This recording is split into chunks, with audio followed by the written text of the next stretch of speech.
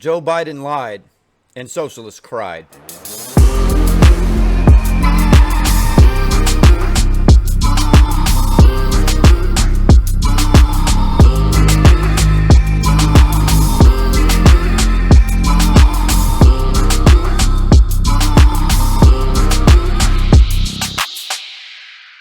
What's up, everyone? Jared from Patriots and Pop Culture here.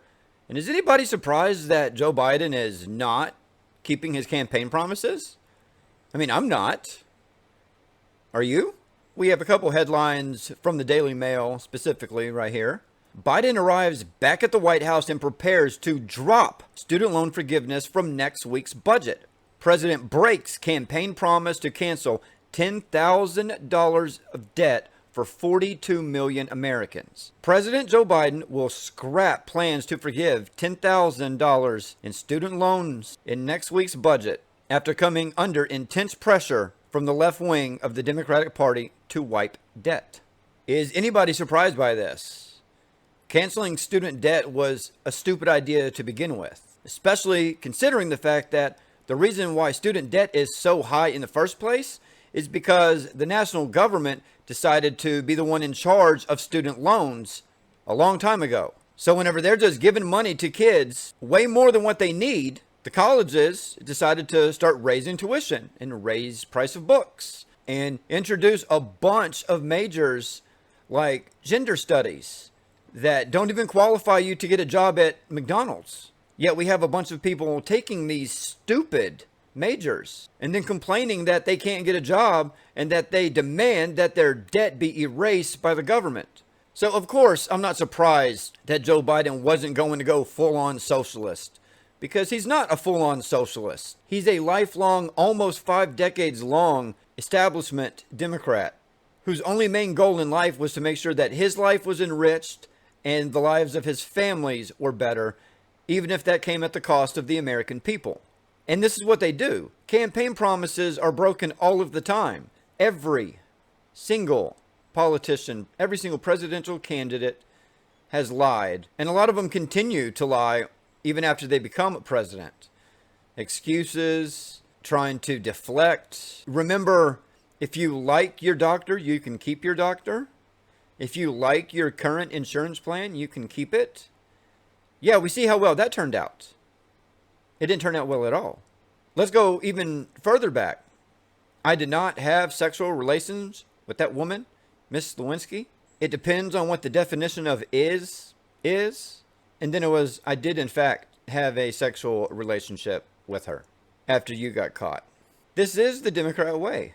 Unfortunately, it's also the establishment Republican way as well. George Bush Sr., read my lips, no new taxes. That didn't last very long. New taxes came pretty fast. But nobody should be surprised at Joe Biden lying on the campaign trail about trying to erase college debt because he was fighting for the socialist vote. Hillary Clinton did not get enough of the socialist vote whenever she beat out Bernie Sanders, or should I say, when she beat out Bernie Sanders in 2016. And Biden's campaign knew that. He was going to have to lie to get the lazy, non-working, complaining about everything socialists to vote for him. Otherwise, they either wouldn't vote or they would vote for the other one, which would have been Donald John Trump. So he lied. Nobody should be surprised by this, yet somehow a bunch of people are surprised by this. You played yourself, socialists. You played yourself, Biden voters. You're all a bunch of idiots. So if he's not going to keep his campaign promises, what is he doing this week? How about meeting with the family of a career criminal?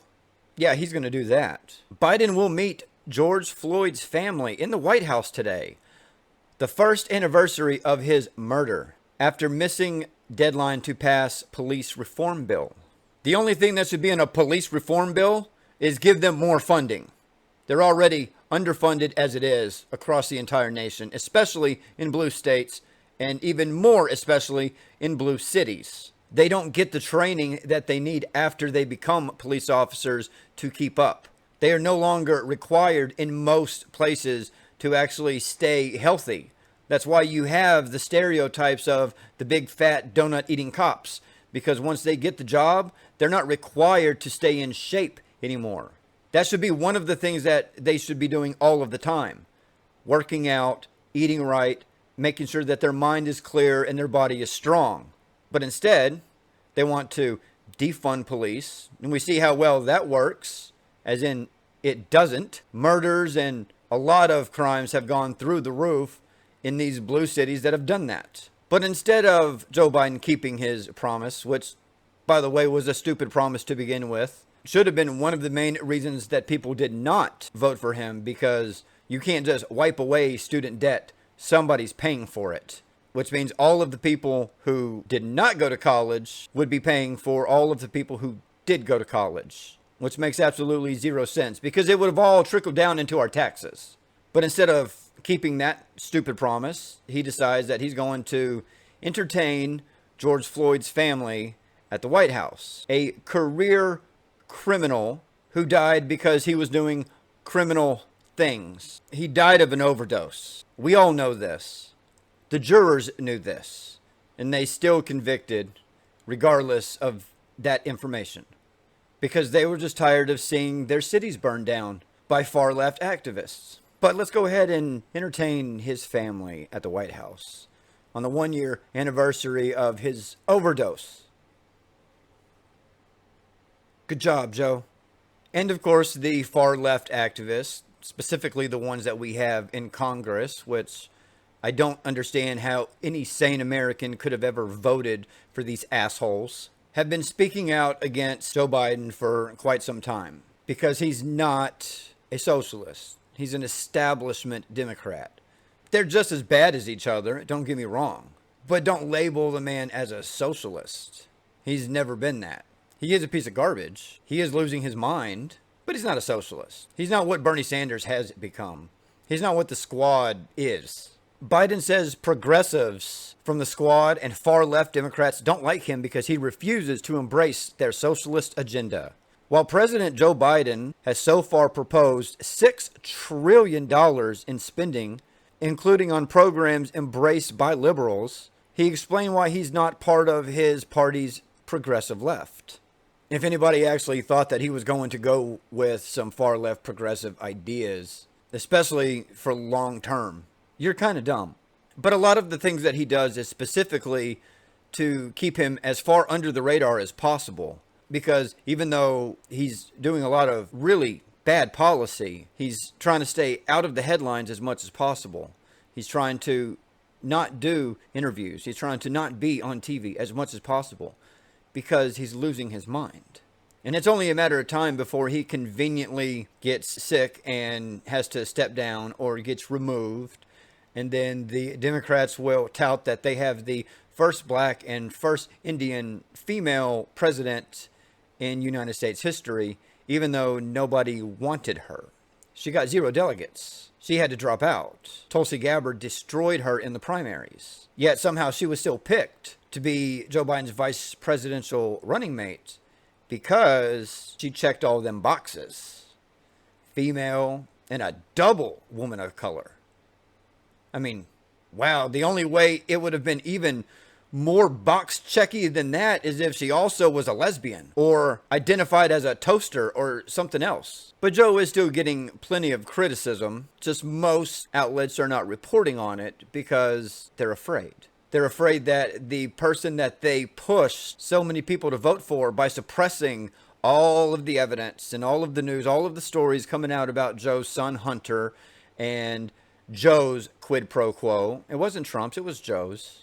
They were so afraid by suppressing all of the bad things about him and then making up a bunch of lies about Trump that if they came out and started talking bad about Biden, that their viewers would lose trust in them. Well, newsflash, your ratings have tanked. Every single one of you. Your ratings have tanked. Everybody that pushed Joe Biden for president, everybody who spread lies about Donald Trump, all of the people now see the price of wood has tripled. Gasoline prices are the highest they've been since 2014. That's mid-Obama's second term. We're bombing countries again. The war machine is back. We are funding war in the Middle East instead of doing what Trump did his last few months in office, which was start bringing peace in the Middle East. And he was one or two of those peace treaties away from establishing it across the board. And in 120 days, Joe Biden has completely destroyed all of that. So it was no surprise that former President Donald Trump has a lot to say specifically about Joe Biden. Joe is of no interest to anyone. Trump says he has done limited media so America can see how much of a disaster Biden is with inflation, the border, the Middle East, and plummeting news ratings. Former President Trump rejected reports that social media bans had killed his online presence, insisting that he was staying out of the headlines so attention would stay on President Biden's crises. And that makes a whole lot of sense, because President Trump could be on the news every single day if he wanted to. We all know this, because for CNN, MSNBC, CBS News, the New York Times, the Washington Post, Vox, all these far left outlets, most of them claim to be neutral, but we all know the truth. They know that Trump equals ratings. So he stayed out of the headlines. Their ratings, their subscriptions, their viewers have dropped by at least half. Some of them significantly more than that. People are finally starting to pay attention to the catastrophe that is the Joe Biden administration. When every news outlet has to suppress information and defend a 78-year-old man from himself and his family and his running mates and his policies and his 47-year history of being a public figure in Washington, D.C.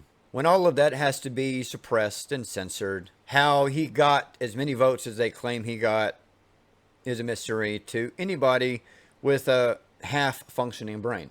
Maybe I'm wrong on that. Maybe people were just really tired of mean tweets. Personally, I would rather have mean tweets every day than the complete clusterfuck that is going on in America in 2021. But maybe I'm the only one. I highly doubt it, though. What's your take on all this? Is Joe Biden being criticized enough? Is he being criticized too much? Is his power too limited for him to catch all of this blame? Or does he have too much power, given the fact that his former partner in the White House, Barack Obama, gave that office almost unlimited power?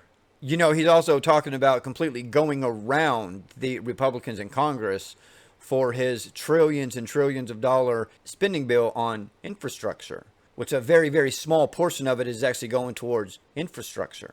Most of it's fluff, just like the COVID relief bills were fluff. A lot of spending to a lot of places that don't need it, instead of actually putting the money where it needed to go, as the title of the bills claimed.